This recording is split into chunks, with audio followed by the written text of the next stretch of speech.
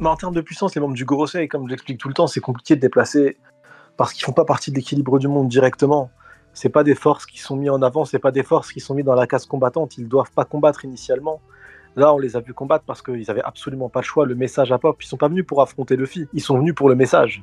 S'il n'y avait pas eu cette notion de message ou de risque, que le message circule, il débarque pas en fait. Il débarque absolument pas. Et quand un des membres du Gorosei Saturn se déplace, initialement, il n'a pas la connaissance que Luffy est arrivé sur l'île. Donc il n'y a pas cette notion de combattant, c'est pas les forces qu'on utilise. Ils sont là en cas de dernier recours, en cas d'urgence absolue. Donc tant que le monde fonctionne, ou tant que le GM n'est pas en danger directement, ils agissent pas, ou ils n'ont pas de velléité à le faire. Donc du coup, ils font pas partie directement de cet équilibre. Tu vois. Donc c'est compliqué de réussir à les placer.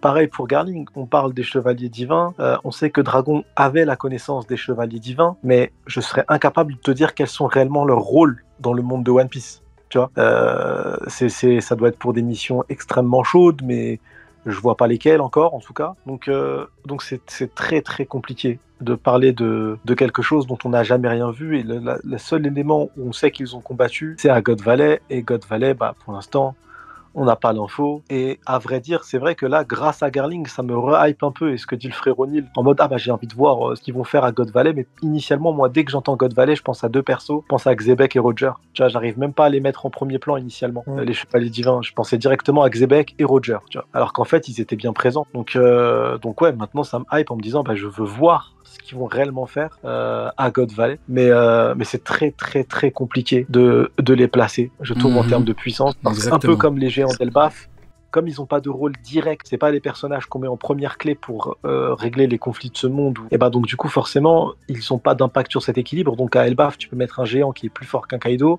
ça sera pas incohérent. Tu peux mettre un Garling qui est plus fort qu'un empereur, ça sera pas incohérent. J'ai pas d'éléments, tu vois. Par exemple, les soldats de la marine, les amiraux, on a des éléments tangibles sur lesquels on se réfère, sur des choses qu'on dit factuelles, on n'arrête pas d'utiliser le mot terme factuel. Et parce que c'est concret, Oda a dessiné des chapitres, il y a tout des pans de l'histoire où on les voit agir, donc on peut les positionner. On est capable de se dire, bah non, c'est pas du niveau.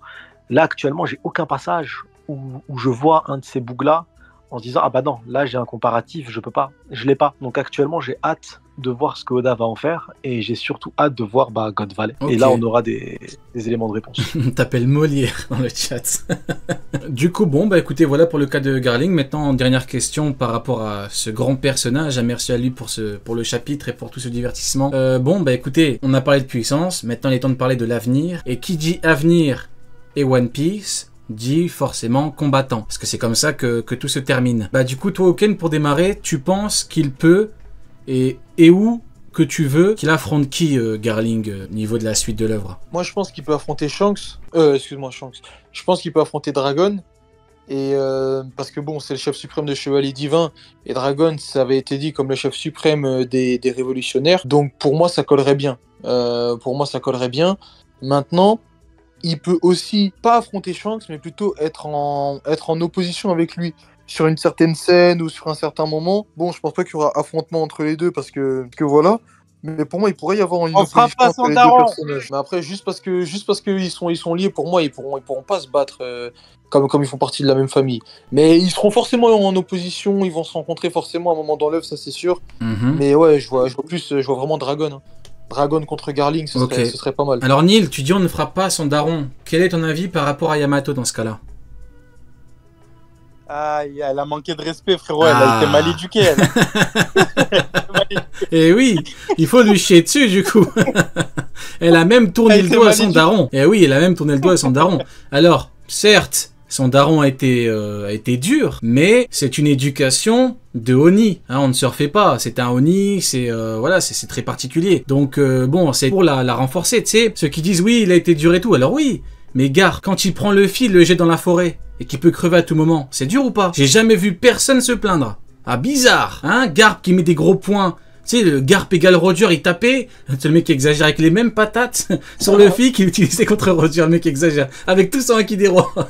Et ben, personne s'est jamais plaint. Tu vois bien que c'est la géométrie variable. Quand c'est Kaido, c'est pas bon. Quand c'est Garp, c'est bon. C'est très étrange. C'est très très étrange. Donc non, de mon point de vue, bon après voilà, c'était plus dans le côté troll avec la réponse de Neil, mais c'est un autre débat. Neil, bah justement, tu penses et tu veux qu'il affronte qui, Garling? Bizarre en tout cas, bizarre. Ça dépend, parce que en vrai de vrai, faut qu'on ait un peu plus d'infos sur le perso et notamment sur son épée. Bon, je sais que ça va faire souffler certains, mais bon. Ah non, on aime bien, on aime bien. Tu veux savoir si c'est un épéiste comme Mihawk ou pas? Non, c'est pas le côté est-ce que c'est un épéiste comme Mihawk, c'est plutôt est-ce qu'il se bat de la même manière un peu que Roger, c'est une épée connue mais il se bat pas forcément qu'avec, tu vois. Et est-ce que du coup ça aura pas un impact sur le choix de son adversaire final, parce que honnêtement, là, s'il a rejoint le rang de membre du Gorosei, ça veut dire que le chef des Chevaliers Divins, ça va être probablement l'ombre qu'on a vu, qui est en gros lui plus jeune. Et ça va être lui l'adversaire de Dragon, à mon avis. Donc ça va comment dire, renforcer ce côté... la jeunesse s'affronte entre elles, puisque du coup ça va être Sabo qui va reprendre les rênes derrière de Dragon, quoi, en tout cas sur ce combat. Et Garling, frérot, le seul à qui tu peux l'opposer, ça va être le Seigneur des Pirates, enfin pas le Seigneur directement, mais son équipage. Donc est-ce qu'il serait pas plus intéressant pour Zoro que son adversaire sur cette... Est-ce que ce serait pas plus intéressant que Garling tue Mihawk, parce que Mihawk emmerde le monde avec ses primes qu'il met un peu partout, et que Zoro affronte Garling? C'est ça que tu nous dis, Neil? C'est le mec qui change les propos. C'est ça que tu nous dis? Eh ben franchement, c'est pas ce que t'as dit, mais j'aime beaucoup l'idée, frérot. Non. C'est pas ce que j'ai dit, mais tu viens de soulever une idée de fou, c'est que du coup, la Cross Guild se dirige contre le gouvernement mondial. Oui, exactement, c'est ça que je pensais. À un moment. Voilà, donc il faut pas exactement, moi qui paye les pockets. J'attends le moment où les mecs de la Cross Guild vont faire la pire erreur de leur vie. Tenter de mettre des primes sur des mecs pas de la marine, du GM, voire sacrilège, Tenrubito. Moi je pense que même eux savent que c'est pas une bonne idée. Parce que s'ils le font, je pense que Garling, il va aller chez eux, pas à 6h du matin, il va y aller à minuit, frérot.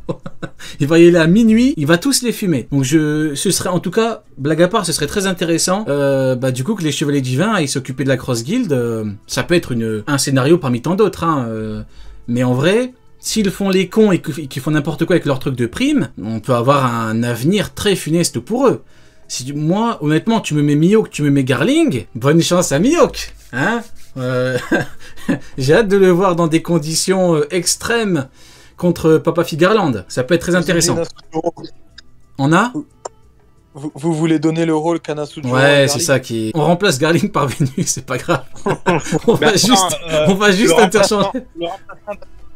Les gars, le remplacement d'adversaire, on l'a déjà eu avec Zoro qui se battait contre Kaku, puis Zoro qui se bat contre Lucci. Sachant que Lucci était le boss de son arc à l'époque. C'est vrai que les deux ont une épée. C'est vrai qu'on part du principe que c'est Vénus, et en plus on a eu un affrontement sur Egghead. Mais en vrai, on n'est jamais à l'abri. Hein. Bon, après, c'est vrai que Vénus, en plus, est relié à tout ce qui est épée et tout. Mais en vrai, on n'est pas à l'abri. Vu qu'il a une épée, on peut pas savoir. Est-ce qu'il combat à l'épée comme Barbe Blanche King, Cracker, Big Mom, ou est-ce qu'il combat comme Vista, Mihawk et je sais pas, un autre épéiste et un autre épéiste comme eux? Ça dépend. Ça dépend, parce que quand tu regardes Vénus, eh ben, il utilise ses dents. C'est pas un move d'épéiste, Vénus. Hein. Vénus, bon, on dit épéiste, c'est pas un move. Tu vois, il fait exactement ce que Zoro a dit à King. Je vais te mordre avec les dents, donc c'est quand même compliqué. Ouais. Donc ouais, t'as dit quoi, Sonny? Ouais, ils s'en tapent tout ça, la voix de l'épéiste, la voix de je sais pas quoi, combattre qu'à l'épée. Eux, c'est des gens, ils ont un objectif, et sérieux, tu vois, c'est pas un rêve d'enfant. C'est en mode, moi, j'ai un objectif, c'est d'aller au point A, s'il faut que je le fasse en t'arrachant avec mes dents la nuque, je te le fais, tu vois, y a pas de... Y a pas de limite. Oh non, je peux plus utiliser mon épée, moi j'ai perdu, oh, je peux plus combattre. C'est vrai. Non, frérot, ils t'arrachent en deux. Épée ou pas d'épée, c'est des personnages bien plus profonds que juste je vais être le meilleur épéiste, quoi. On est au-delà de ça, tu vois, on est vraiment sur un côté, il y a un objectif bien plus grand qui les dépasse eux-mêmes, hein. Finalement, ça les dépasse eux-mêmes, donc l'épée en l'occurrence c'est un petit combat, mais ça s'arrête là, c'est pas... On n'est pas à l'abri d'un double fight aussi, hein. De quoi? On n'est pas à l'abri d'un double fight comme on a eu sur Enies Lobby avec Luffy qui s'est battu contre Blueno et ensuite contre Rob Lucci. Tu vois, on n'est pas à l'abri d'un double fight Zoro contre comment il s'appelle, Cheval, là, et ensuite contre Garling. Ah. Moi, je reste sur Zoro Cheval. J'espère que Zoro Cheval, on va l'avoir. Il me hype mais plus. Le problème de Zoro Cheval, c'est que du coup, c'est pas un épéiste comme Mihawk alors. De toute façon, mais de toute façon, frérot, et quand est-ce que Zoro a affronté un épéiste? Te dire, on est plus à ça près, frérot. Oui, mais faut bien qu'il en affronte un, genre. C'est ça le problème, c'est qu'il affronte que des mecs qui n'utilisent pas que leur épée. Tony, je suis obligé de te débunk. Zoro a déjà affronté un épéiste. Ah bon? À l'époque, il était enfant, c'était au village Kuina. Shimotsuki, mais il a... Ouais, bah en vrai, à haut niveau, c'est vrai que c'est toujours des mecs... On oublie Shiryu. Shiryu, pour l'instant, c'est un épéiste, je pense, Shiryu. Tu vois, peut-être que Shiryu, malgré ses crapuleries, il a qu'une envie, c'est de fumer les gens à l'épée, tu vois. Ouais, honnêtement, je crois pas. Hein. Honnêtement, je crois vraiment pas que ce soit... Après, peut-être, hein, mais bon. Même Zoro, il est prêt à sortir du Lord des épées. Moi, je me combats avec les dents s'il faut, il a dit. Ouais, c'est vrai. D'ailleurs, en parlant des vivres-cartes, en parlant des épéistes, c'est vrai, j'en ai parlé un petit peu tout à l'heure, mais il y a la vivre-carte de King qui est sortie, et c'est écrit que King est un épéiste masqué, ce qui est totalement contraire à ce qui est dit dans le manga. Donc, je sais pas quel est votre avis là-dessus. Moi, mon avis rapide là-dessus, c'est que la vivre-carte dit B, le manga dit A. Je préfère prendre le manga. Hein, la vivre-carte, c'est là pour donner des infos en plus. C'est pas là pour contredire le manga. Ensuite, si on part du principe qu'effectivement c'est vrai, si on dit vraiment que King c'est un épéiste, parce que bon, l'erreur a déjà été faite dans la même introduction de personnage avec Zoro. C'est écrit que Zoro, dans le même sujet épéiste, c'est écrit que Zoro est un Daikengo dans la vivre-carte, ce qui est faux. C'est un Kengo, dans le manga c'est un Kengo, donc on est dans une problématique. Si je vous pose la question, est-ce qu'on prend le manga qui dit Kengo ou vivre-carte Daikengo? Tout le monde dira le manga. Bon, bah pour King, c'est exactement la même chose, ce n'est pas un épéiste. Maintenant, si on prend en compte le fait que c'est un épéiste, si on dit que c'est vrai, hein, imaginons que ce soit vrai, et qu'on dit que la vivre-carte est plus importante, ce qui est une aberration sans nom, mais bon. Bref, le problème, c'est qu'en fait, King, c'est même pas un Kengo, et encore moins un Daikengo. King, dans la vivre-carte, c'est un épéiste masqué, donc c'est un Kenshi. Pour ceux qui ne sont pas familiers de ces termes-là, dans la hiérarchie des épéistes, il y a Kenshi, c'est les mecs les plus faibles à l'épée, t'as Kengo, et ensuite t'as Daikengo. King, il est tout en dessous. Donc si on se dit que King est juste épéiste, si King n'est que épéiste, si on dit que c'est ce qu'il représente c'est ça, eh bien les Daimyo et Vista, qui sont des Daikengo, sont beaucoup plus forts que lui. Donc comment on fait? En fait... Est-ce que, juste 2 secondes, juste je conclus, parce qu'on m'a posé la question depuis tout à l'heure, j'attendais le bon moment, on parle des épéistes, c'est le moment. Donc comment on fait? Est-ce que King c'est effectivement un épéiste ou pas? Si on le dit, alors dans ce cas-là, bah ils sont beaucoup plus forts que lui. Par contre, la logique voudrait de dire qu'effectivement, ils sont beaucoup plus forts que lui uniquement à l'épée. Par contre, une fois que King utilise, comme il le dit à Zoro, je suis une machine à tuer et pas un épéiste, eh bien là, il a le niveau, voire il est plus fort, tout simplement. Donc en fait, vous avez le choix. Soit vous dites que la vivre-carte s'est trompée, comme pour Zoro, c'est déjà arrivé, on prend en compte le manga, pas la vivre-carte, maintenant vous avez le choix. Si vous dites qu'on prend en compte, bah du coup il est épéiste, mais pas que. Donc c'est à vous de voir ce que vous voulez. Wanil? Il est épéiste, mais pas au sens où on l'entend nous. C'est-à-dire que là, la description qui en est faite, donc épéiste masqué, c'est la description qui en aurait été faite dans un roman si on n'avait pas eu d'image pour... c'est vrai. Ouais, c'est vrai, t'as raison. Ouais, mais c'est ça. Ouais, c'est vrai, c'est pour vrai. se dire en gros à quoi il ressemble, ben, un épéiste masqué. Mais sinon, dans le manga, on a des faits en fait. C'est ça le truc. C'est qu'on a, pour donner plus de puissance à Mihawk, on l'a fusionné avec King. Et ça a donné donc le Séraphin là, S-Hawk. Et même lui, il a transpiré face à Zoro, qui était pas à son max du tout, alors qu'il était à son max contre King.